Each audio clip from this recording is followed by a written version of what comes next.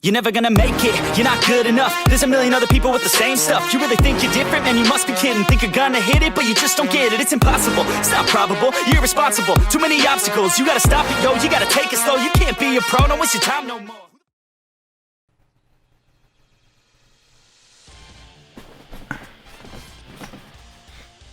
Alright guys, Classics back with another guide video.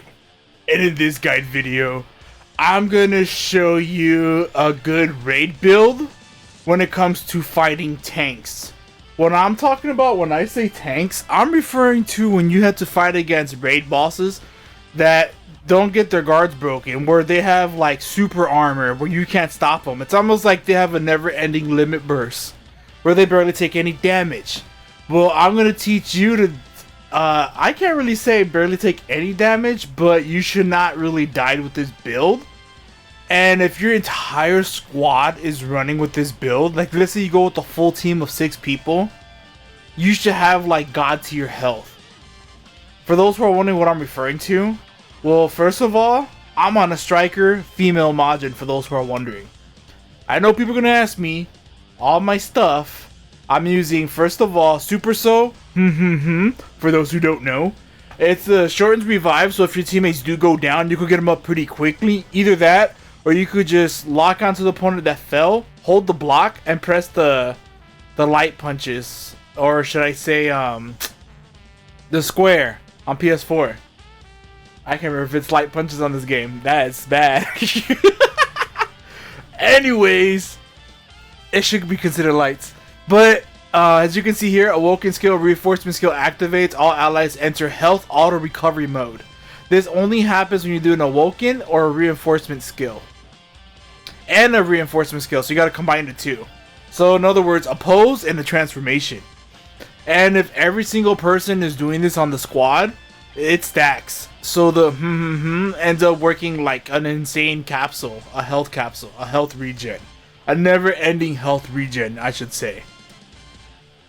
QQ Bang, for those who are wondering, I focus all on ki, stamina, and strikes because this is my strike character. Attribute points, since this is my Cheese character, her name is Cheese, I maxed her out on strikes. So that's why it's almost at the tip of the bar when it comes to strikes. When it comes to my moves. Oh, before I get started all of that, when you come down to change equips, is it equips? No, I'm already in that page. Change battle items. This is what you should always be running when it comes to raids. Because in raids, you could use these. And instead of being a prick and just using it on yourself, use it on the whole squad. That's why I always go with all regions. All regions, small capsules, large capsules, medium capsules. Just call out, let your friends know, well, who's going to use theirs first, blah, blah, blah. Y'all could take turns using this. But with this build, you shouldn't really need this, to be honest. Senzu Beans, perfect in case somehow you end up getting one-shotted if you're not cautious. So I highly recommend using that. But only use it if, like, let's say your whole entire team gets, what's the word? When he goes into your minds, your thoughts, and everyone starts turning purple, and that means it's pretty much GG. If you see that happening, use a Senzu capsule and get up as quickly as possible before everyone changes. This way you don't lose a match. That's when you should use your Senzu beans. Now when it comes to my skills, you probably got a quick glance of it when I got in and got out. But Justice Pose, Angry Hit, Fighting Pose K. I know some people are like, man, this guy is crazy. Why the hell is he using Fighting Pose K in a raid? I'm going to explain that. Maximum Charge, Excellent Full Course, Energy Zone, Potential Unleash, and Psycho Escape. Now, when it comes to this, you don't have to use a Majin. It's up to you. But if you use a male Majin with this build, you're more tanky. If you have all your stamina, you're not getting touched. So then this one might be better for you if you're a male Majin, because they got that armor boost, that defense boost. But since I'm using this character, when it comes to starting the match, maximum charge is the first thing you do. I would say go ahead and charge it all the way up until he comes out, the little warning signs and all that. You get that little animation of seeing the raid boss's face. It comes back to you. Just go ahead and charge this all the way up. once you charge that up, Potential Unleash. If he's not locked onto you. If he's locked onto you, Psycho Escape's the perfect thing to use to evade. Why? Well, first of all, it only costs us 2 stamina bars. And it freezes your enemy with telekinesis and immediately run away after deactivating the opponent's locked onto you. Which means if they're locked onto you, you see that little red triangle, it means that they're stuck on you. You click on this when they're on top of your character and it will freeze them in place and take off the lock. And they cannot lock back onto you. It forces them to lock on somebody else on your team. So that's an easy way to escape. Potential Unleash, I recommend this one out of the rest because Kaioken drops your stamina, purification transforms you completely. I wouldn't recommend this for a tank raid. I would not recommend this for a tank raid. But Potential Unleash is the best one. As you can see, unleashes Latin abilities for all massive power-ups. That also includes taking hits, giving hits, and even, as you can see here, charge ki quicker than other modes. I was like, bet. Energy Zone. If one of your teammates is down, if you guys are for some reason out of capsules, or if you're playing with a bunch of randoms and nobody's using capsules, if you want to be a nice guy or girl, Energy Zone on top of their dead body once you got them up. This way you're healing yourself and you're healing them. At the same time, as you can see here, open up an energy field that utilizes a mysterious power. Allies who come in contact with the field will be healed. I believe it also boosts up their charge for their stamina and their ki. So it's a super GG's for this ulti. The next ult, Excellent Full Course. For those who don't have this, get it. What are you waiting for? It's the most glitchiest ult for some odd weird reason. Now when this next update comes out, they might patch this, I don't know. But as for now, you need this. After you charge your ki to the max, you do your Potential Unleash, you do Fighting Pose K. Fighting Pose K only lasts like 15 seconds, just like Justice Pose. But you always gotta do Justice Pose last. I know it sounds weird, people are like, why? Well, because this effects negates all other effects. So, in other words, this makes you take a lot more damage when you do this. Temporarily stop leaning back. You'll stop leaning back, but they could do more damage to you. So instead of doing more damage to you, it removes that, and you take less damage with Justice Pose. Justice Pose is an amazing pose, especially combined with Excellent Full Course. As you can see here, Strike a Pose increase all your abilities. Like it? That's an Allies of Justice. So stamina charges fast. You take less damage. You give less damage. You take less. You give more damage to them with your moves. You move quicker. It's a super boost. That's all I gotta say. As soon as you activate this, rush down to Excellent Full Course, but make sure you're locked on your enemy when you're doing your Justice Pose dance. That long super pose thing he does. So as soon as he's done, Excellent Full Course to the enemy.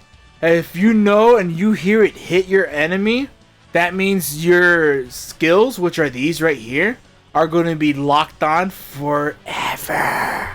It is so worth it. So now when you got these two stack, you're going to be super OP.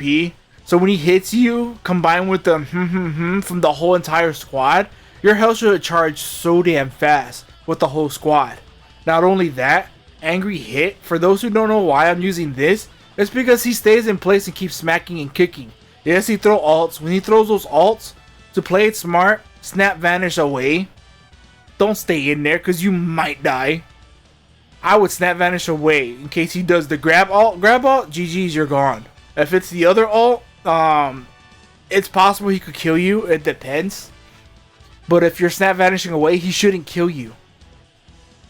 And for those who are wondering, well, how this works, Angry Hit, for those who don't use it, it's a charge attack where you close in, seemingly disappear. I can't talk. Then strike a hit as soon as you appear in front of your opponent. When you're doing this, you have invincibility. You take no damage. They can't hurt you, nothing. They don't cause stagger, nothing.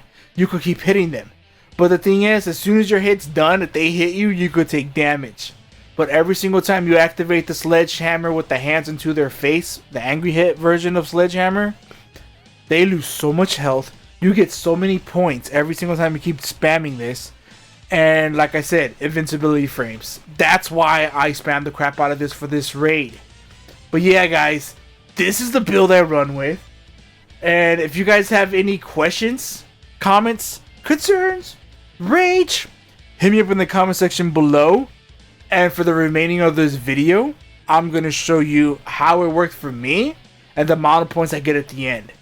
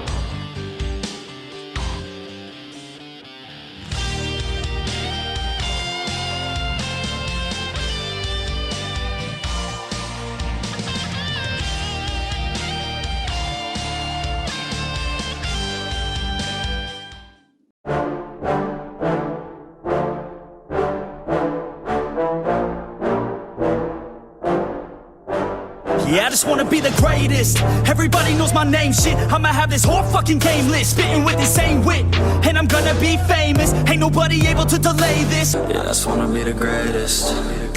Yeah. Man, I just wanna be famous. Yeah.